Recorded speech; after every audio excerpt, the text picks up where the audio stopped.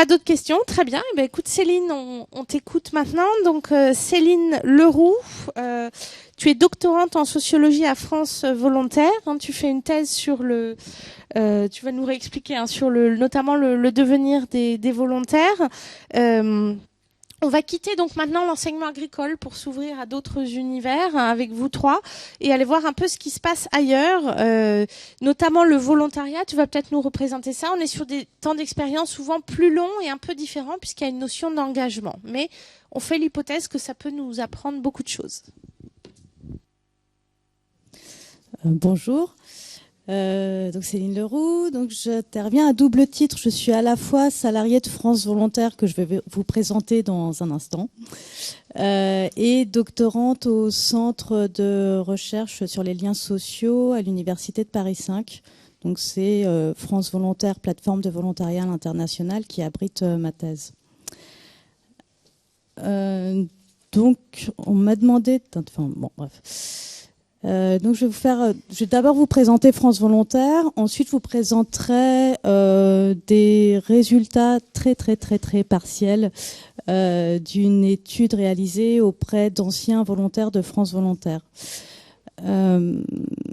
Concernant France Volontaire, donc c'est anciennement l'Association française des volontaires du progrès, qui était une association fondée en 1963 et qui avait pour mission d'envoyer des volontaires de solidarité à l'international long terme. Le 1er octobre 2009, cette association est devenue la plateforme France Volontaire, donc à l'initiative des pouvoirs publics et du monde associatif. Aujourd'hui, c'est une plateforme associative du volontariat composée de 49 membres. Donc, comme vous pouvez le lire, dont 34 associations, des collectivités territoriales, 4 ministères, dont le ministère de l'Agriculture, et 4 personnalités qualifiées.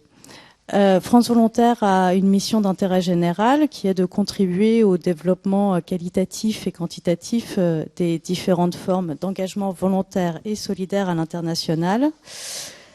Et les objectifs de France Volontaire sont à la fois d'informer sur les différentes formes possibles d'engagement volontaire et solidaire, d'orienter les personnes dans leur désir d'engagement volontaire à l'international, de valoriser, c'est-à-dire d'accroître la reconnaissance de ces différentes formes d'engagement, de faciliter la mise en réseau des acteurs du volontariat et d'animer un observatoire dans l'engagement volontaire et solidaire à l'international. Donc juste quelques chiffres clés. France Volontaire aujourd'hui, c'est 19 espaces volontariat dans le monde. Donc je vous ai donné le site internet parce que ça peut vous intéresser.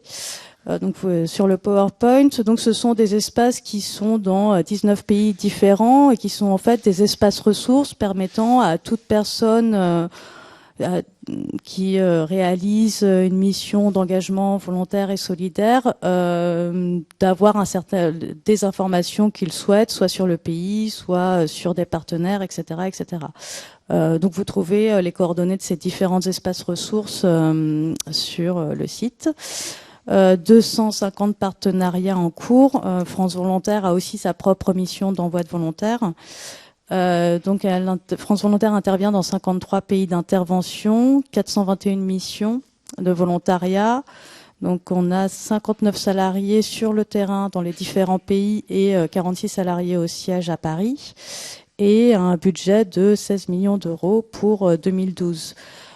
Juste sur la mission d'envoi de volontaires de France Volontaire, il s'agit, donc à la différence de ce qui a été évoqué précédemment, de volontariat à long terme, c'est-à-dire des missions qui sont entre plutôt 1 an et 2 ans, et plutôt généralement 2 ans d'ailleurs, dans des pays hors OCDE, hors pays de l'OCDE principalement, et donc qui pour le coup sont encadrés avec tout un processus de formation et d'accompagnement qui est obligatoire par la loi et de la même manière qui est obligatoire pour un certain nombre d'associations de volontariat qui sont régies par la loi de 2005 sur le volontariat de solidarité internationale, donc qui oblige à une formation au départ et à un suivi des volontaires et à une formation au retour. Donc, je vais rapidement vous présenter quelques résultats. Donc, pour vous présenter un peu ma recherche. Donc, moi, j'effectue mon travail de thèse sur les trajectoires professionnelles après un volontariat long terme. Donc, le volontariat long terme encadré, notamment par la loi de volontariat de solidarité internationale de VSI. Donc, il y a une loi dérogatoire au droit du travail. Donc, ce qui est intéressant aussi, c'est cette forme hybride entre de l'engagement et du travail. Donc, moi, ce qui m'intéresse, c'est de savoir effectivement, est-ce que ça produit quelque chose dans la suite des trajectoires professionnelles des personnes. Donc, pour cela, j'ai utilisé à la fois une étude quantitative auprès de 3 organisations d'envoi de volontaires. Donc là, moi, ce que je vais vous présenter, c'est seulement les résultats auprès des anciens volontaires de France Volontaire partis entre 2006 et 2011, rentrés entre 2006 et 2011, pardon. Une série d'entretiens semi-directifs auprès d'une trentaine d'anciens volontaires en partant des motivations au départ et des éléments biographiques qui expliquent leur départ en volontariat jusqu'à leur trajectoire professionnelle et jusqu'à leur position professionnelle aujourd'hui. Et une partie d'entretien collectif et aussi individuel axé justement, comme le disait Claire, sur la question des apprentissages et comment mettre en lumière des apprentissages principalement informels en travaillant de manière plus explicite sur la description de ce qu'ils ont pu faire sur le terrain. Et enfin, une dernière série d'entretiens avec des représentants du secteur marchand et des secteurs dans lesquels les volontaires se dirigent le plus après le volontariat pour tenter de voir les ajustements que ces personnes peuvent faire entre leur retour et leur mission de volontariat. Bref, donc du coup, c'est pas je ne vais pas vous parler de ça, vu que je vais uniquement vous présenter quelques résultats sur quantitatifs pour le coup. Donc très rapidement, ça a été un questionnaire envoyé auprès de 300 anciens volontaires de France Volontaire rentrés entre 2006 et 2011 et donc qui sont inscrits dans le réseau des anciens volontaires. Il y a eu un taux de réponse de 32%, ce qui est plutôt bien. Donc là, les réponses se basent sur un échantillon de 95 personnes. Ce qu'on peut en dire, et en fait c'est ce qu'on retrouve généralement sur les chiffres que publient les ministères sur les VSI, c'est qu'il y a plus de femmes que d'hommes, donc 62% de femmes sur le profil, une classe d'âge homogène entre 25 et 35 ans au moment de l'enquête, excepté pour 2 âgés de moins de 25 ans et de plus de 35 ans, une surreprésentation des diplômés de l'enseignement supérieur long, donc à partir des licences, master, doctorat, école de commerce, école d'ingénieur, 82%, alors que si on regarde par rapport à l'ensemble de la population française, on est à 15%. Ce sont plutôt des juniors que des jeunes sans expérience professionnelle. Il y a 35% sans expérience, mais 16% avec une expérience de moins d'1 an, 40% entre 1 an et 3 ans et 9% de plus de 3 ans, et des jeunes globalement plus engagés que la moyenne française, qui sont avant le départ, ils sont engagés à 34% dans une association, alors que la moyenne française est à 26%. Je me trompe de l'autre. Sur les missions réalisées, donc pour les volontaires de France Volontaire, une majorité des volontaires partis en Afrique, 80%. Et ensuite, donc vraiment une très grosse majorité en Afrique, puis dans les Caraïbes, moins de 10%, et en Asie, 8%. Je cite même pas l'Amérique latine, tellement ça ne représente pas grand-chose. Alors, donc ça, ce sont des personnes rentrées entre 2006 et 2011. Si on faisait la même enquête aujourd'hui, ça changerait probablement, hein, parce que bon, il y avait notamment avec les situations sécuritaires au Mali, etc. Bon, passons. La durée moyenne du volontariat est 2 ans.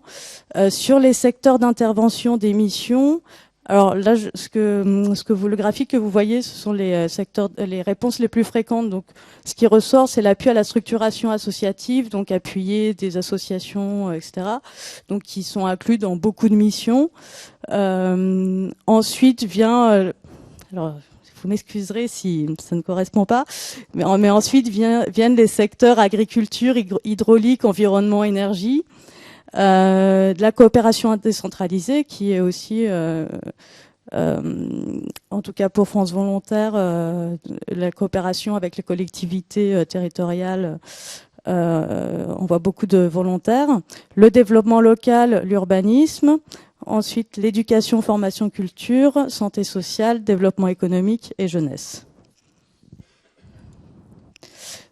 Concernant les structures d'accueil, donc 55% des volontaires sont accueillis par des ONG françaises ou étrangères, puis 22% par des collectivités locales, justement dans le cadre de ces coopérations décentralisées, 10% pour de la coopération bilatérale française, donc ça va par exemple être au sein de l'ambassade de France, tout simplement, ou d'autres programmes du ministère des Affaires étrangères. Enfin, 11% de coopération bilatérale étrangère, type coopération allemande ou autre, coopération belge, etc.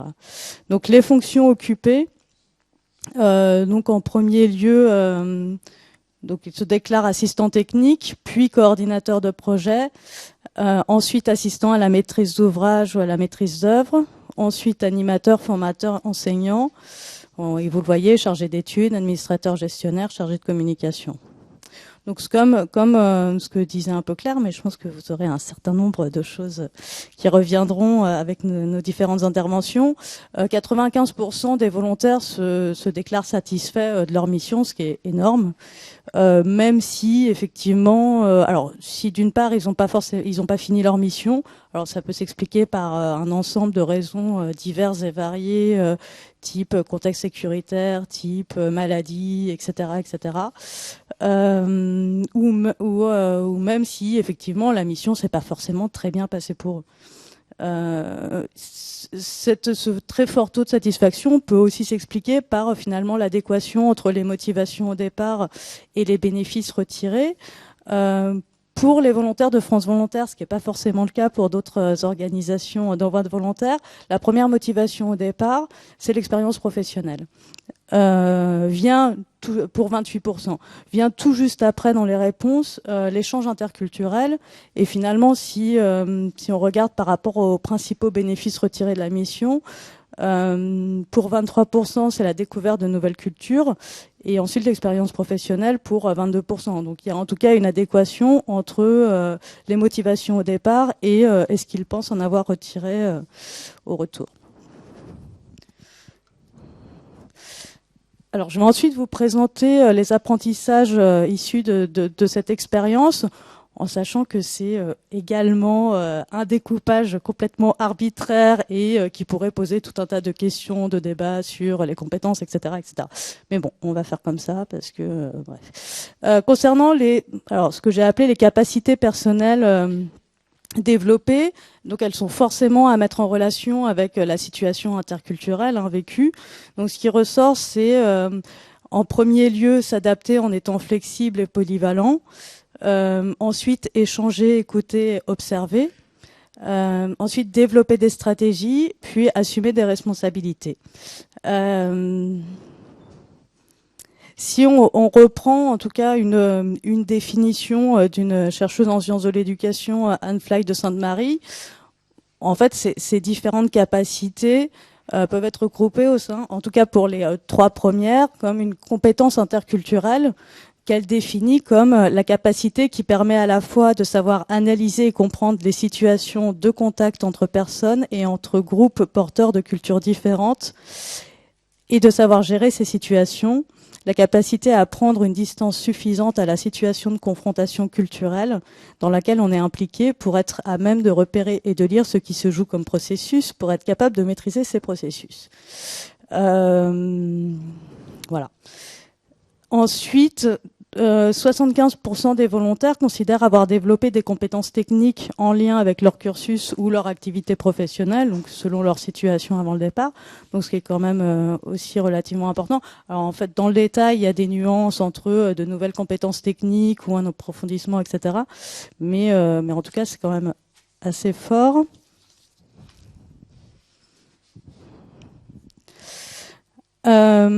Toujours concernant ces apprentissages, donc le contexte d'une situation de volontariat est caractérisé aussi par une situation professionnelle d'interaction forte, avec une multiplicité d'acteurs, notamment particulièrement au niveau professionnel, mais autres, hein, mais là j'en parle pas parce que c'est pas tellement mon sujet. Et 68% des volontaires déclarent avoir développé des compétences relationnelles. Alors qu'est-ce que donc compétences relationnelles, ça a été développé en 2006 par l'ex-ministère du Plan, devenu le Centre d'analyse stratégique, qu'il définit comme la capacité d'écoute, de compréhension de la demande d'un usager, puis de traduction et enfin de transformation en solutions adaptées d'une manière généralisable. Moi, qu'est-ce que j'ai regroupé dans cette compétence relationnelle? C'est à la fois l'animation de relations partenariales, donc pendant la mission de volontariat, le diagnostic et l'analyse des stratégies d'acteurs, la gestion des conflits et des relations interpersonnelles, la négociation, les médiations et les représentations. Alors, par exemple, sur des missions de coopération décentralisée, le rôle de représentation est assez fort pour les volontaires. C'est quelque chose qu'ils doivent faire relativement fréquemment. Enfin, la gestion du stress et des imprévus. Si on met en relation ces compétences relationnelles, on peut considérer que c'est des compétences transférables dans diverses situations professionnelles, c'est-à-dire pas uniquement dans leur propre secteur d'activité. Enfin, 32% des volontaires déclarent avoir développé des compétences en ingénierie de projet. Dans une mission de volontariat, on fonctionne globalement sur un mode projet. Donc du coup, le chiffre est peut-être un peu surprenant, parce que assez faible finalement. Et dans les compétences liées à l'ingénierie de projet, donc c'est la gestion administrative, le montage et la conduite de projet, enfin la gestion budgétaire. Comme je vous l'ai dit tout à l'heure, donc les missions de volontariat à France Volontaire et dans les organisations de VSI, d'envoi de VSI, donc réalisent un stage retour auprès de ces volontaires. Alors elles le font parce que c'est important, elles le font aussi parce que c'est obligatoire et subventionné par l'État, ce qui n'est pas forcément le cas évidemment d'un ensemble d'associations qui n'envoient pas des volontaires avec ce cadre-là.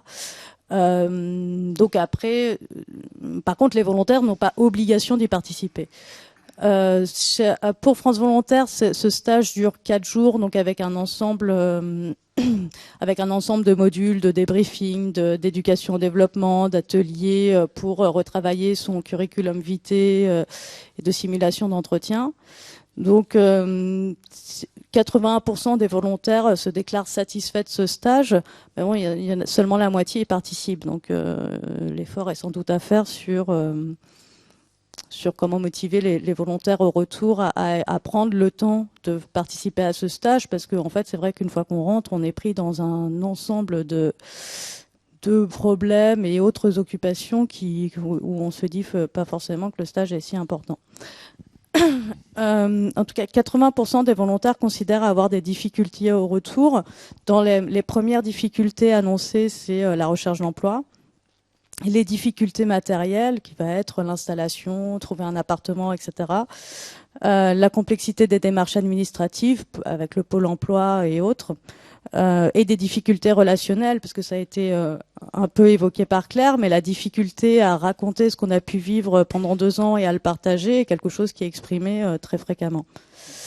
Qu'est-ce qu'ils font ? Qu'est-ce qu'ils veulent faire quand ils rentrent ? Donc le 60% recherchent un emploi, 15% reprennent une formation. Alors pour différentes raisons, la volonté d'être plus diplômés dans leur secteur d'activité, une réorientation professionnelle, alors pour certains même une alternative au chômage. Ils le disent comme ça. Et aussi une grande part de 13% qui s'investissent dans un projet personnel, alors qui peut être d'ordre familial, faire un enfant, s'occuper de son enfant, monter son association, etc. Alors, si parmi les volontaires, la première difficulté évoquée est la recherche d'emploi, finalement, on s'aperçoit que les 3/4 des anciens volontaires mettent moins de 6 mois à trouver un emploi. Alors peut-être ce serait différent aujourd'hui, mais en tout cas au moment de leur retour à eux, c'était le cas. Alors qui peut s'expliquer notamment par le niveau de diplôme très élevé de ces volontaires sans doute, et la causalité et la quasi-totalité mettent moins d'un an. À souligner tout de même que ce premier emploi est généralement un CDD. Donc au moment de l'enquête, qu'est-ce qu'ils faisaient? Donc 73% avaient une activité professionnelle, dont 24% à l'étranger. 18% étaient en recherche d'emploi, mais en sachant que dans ces 18%, il y avait 11% qui étaient rentrés depuis moins d'un an, donc depuis 2010-2011. 4% étaient en formation ou projet personnel, 1% en volontariat. Donc il y a une majorité de cadres et de professions intellectuelles, 58%, alors que si on regarde les chiffres au niveau national, les cadres et professions intellectuelles c'est de 16%. Et de professions intermédiaires de 26%. 53% travaillent dans les secteurs alors très larges de l'économie sociale et solidaire et de l'administration. Alors dans l'économie sociale et solidaire, on peut un peu tout mettre. Là du coup j'ai un peu tout mis. Donc dans le secteur associatif que social, etc., etc. Alors que la moyenne nationale est de moins de 30%. Donc ce qui montre quand même aussi un profil assez particulier de ce type de personnes, et 34% dans des secteurs techniques, dont les secteurs qui étaient évoqués dans le contenu des missions, qui sont agriculture, hydraulique, énergie et environnement. Près de 80% de ces anciens volontaires considèrent mobiliser les apports de leur volontariat dans leur vie professionnelle et extra-professionnelle. Au niveau de leur vie professionnels, en fait, ce sont surtout les personnes qui continuent à travailler dans le secteur d'activité dans lequel ils ont fait leur mission. Et au niveau extra-professionnel, en fait, ça a relié avec leur motivation au départ, parce que c'est principalement l'écoute et l'échange avec les autres qu'ils considèrent réutilisés aujourd'hui. Pour finir, donc c'est toujours sur la question qui revient sans cesse, le volontariat développe-t-il des engagements? Il semblerait que oui, en partie. 16% des volontaires qui ont été interrogés considéraient n'avoir aucun engagement avant leur départ, et au retour, ils ne sont que 4%. Cette différence, alors, on la retrouve avec la participation à des missions de solidarité internationale, et aussi à travers se considérer engagé dans son activité professionnelle. Vraiment, le passage du 16 au 4% se retrouve à ce niveau-là. Enfin, et j'aurais peut-être dû le dire dès le début de la présentation de ces résultats, cette expérience de volontariat international en fait, s'inscrit dans une multiplicité d'expériences de mobilité à l'international et de solidarité internationale pour 80% de ces personnes, et arrivent en premier lieu les stages à l'international dans cette mobilité. Voilà, je vous remercie. Merci beaucoup. Est-ce qu'il y a une ou deux questions de compréhension? On passe à la suite. Donc Marc,